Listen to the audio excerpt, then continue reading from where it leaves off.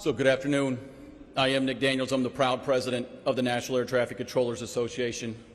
America's air traffic controllers, we didn't ask to be the focus of this shutdown. Yet, every day, we're carrying the full weight.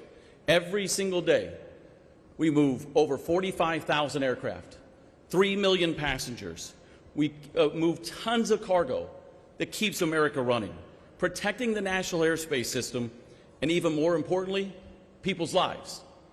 They're showing up every single day under immense stress, under uncertainty, having to stay focused on performing the day in and day out tasks.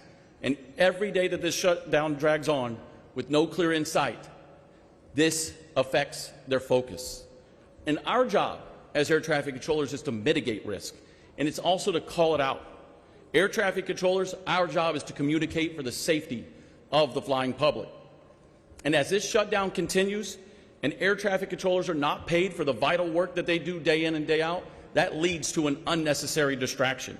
And they cannot be 100% focused on their jobs, which makes this system less safe every day that this shutdown continues. Tomorrow will be less safe than today, and as the Secretary said, now we have to figure out how to mitigate that to ensure the safety of every passenger and every plane that flies in our skies.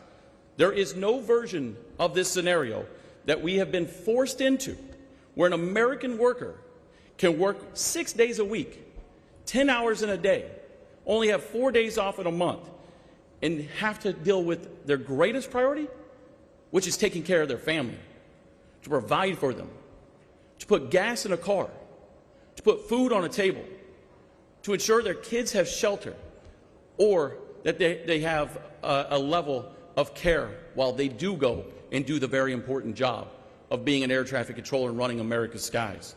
And the calls have already begun. Air traffic controllers have called and said, I've picked up a side job. I go to my primary job on a day, an evening, or a midnight shift.